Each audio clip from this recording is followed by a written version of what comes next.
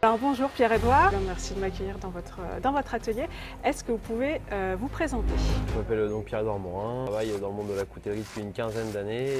On a lancé l'aventure avec Ovalie et puis le Coq Français, donc sur des concepts un petit peu novateurs, en travaillant donc bien sûr avec des ateliers partenaires que je connais très bien sur Thiers depuis de nombreuses années. On voulait avoir une forte orientation Made in France. La coutellerie c'est un métier un peu traditionnel, donc on est parti sur des couteaux avec beaucoup de design sur les régions françaises, des designs sur les manches qui évoquent la tradition, le patrimoine, la culture et les régions françaises. Et donc en effet, après on a eu des rencontres avec vous notamment, et pour faire un clin d'œil au monde du rugby, et donc avec un nouveau concept 100% Made in France, avec un manche en couleur, puisqu'avant on travaillait sur de la gravure laser sur inox. Aujourd'hui on travaille en partenariat donc, avec l'atelier Actilam, qui est notre partenaire pour toute la partie assemblage, de polissage, de finition, d'affûtage, etc. Différents cœurs de métier ici dans les arts de la table au sens large, parce que les planches, etc. c'est plutôt la catégorie art de la table, et puis la coutellerie, on va dire traditionnelle comme on l'a ici. Le Coq Français et donc X Lucie Lang. La première chose déjà c'est de fabriquer des pièces détachées. Donc les pièces détachées dans le jargon de la coutellerie ça s'appelle des fournitures. On a donc une lame, une platine, une grande platine, une petite platine. On découpe les pièces détachées, ensuite on va essayer de parler de la lame qui est vraiment la pièce la plus importante. Donc on va cambrer ensuite le petit liner qui va permettre d'activer le couteau.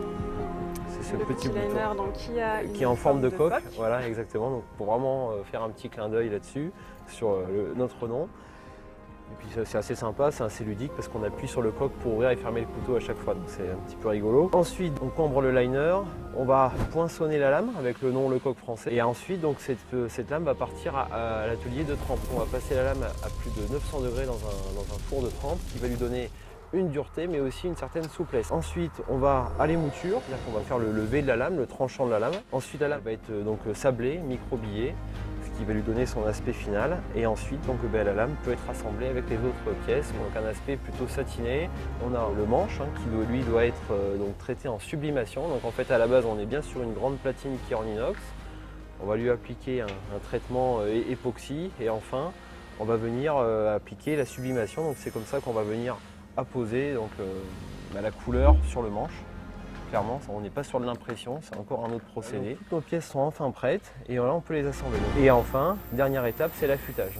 Et ensuite, en règle générale, on va recontrôler le couteau, s'assurer qu'il n'y ait pas de jeu, lui donner un petit coup de nettoyage, etc. Souvent c'est fait avec une peau de chamois ou alors avec un tissu assez doux, pour ne pas rayer la lame ou quoi que ce soit. Puis après votre couteau il est prêt à partir, il est mis dans un petit étui puis il est prêt à partir. Il va pouvoir être utilisé à la consommation, enfin en collection bien sûr, parce qu'il est quand même très très original. En plus ce qui est très sympa grâce à vous, c'est ce côté artistique qu'on apporte sur un couteau. C'est quelque chose qu'on ne voit pas très couramment, donc là on apporte quelque chose d'assez original.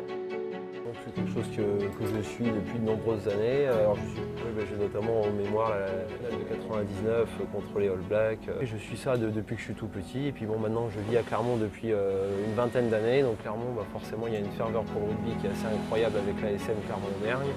Donc en étant arrivé à Clermont, ça a forcément entretenu aussi ce côté un peu passion. Que je suivais ça depuis longtemps.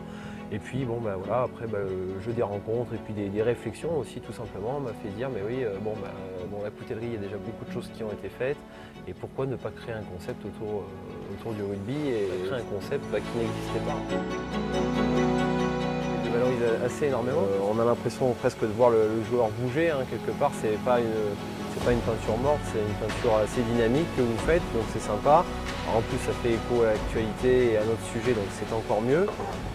En plus c'est très coloré, puis ce qui est surtout important c'est que comme on voit là, en fait il occupe la majeure partie de l'espace. C'est-à-dire que quand on voit le couteau arriver, à la limite on se préoccupe même pas du couteau, on est déjà plus attiré par la peinture avant même de se demander tiens mais qu'est-ce que c'est un couteau. On met énormément en valeur, et en fait je dirais même qu'avant même presque d'être un couteau, c'est presque déjà un mini tableau qu'on a avec nous en fait.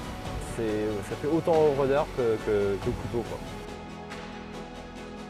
C'est vraiment parfait, ça sublime le couteau, c'est le bon terme. Voilà.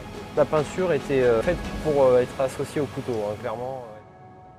Au Mali, il y a aussi les clubs du top 14 qu'on souhaite développer. Dans le rugby, voilà, et puis après on ne ferme pas la porte, pourquoi pas aller vers d'autres sports. On aimerait bien pouvoir nous aussi participer d'une manière ou d'une autre aux Jeux Olympiques l'année prochaine. Je suis pour le 15 de France et j'ai envie que le 15 de France gagne.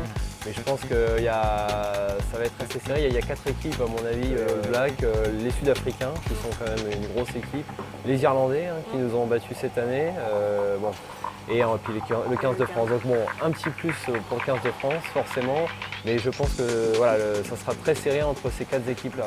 Ouais, donc une finale 15 de France, Nouvelle-Zélande. Voilà par exemple, ouais, ça serait bien, ça serait parfait. Parfait. Voilà. Merci Pierre-Edouard. Merci et merci à vous Lucie. Oui. Merci.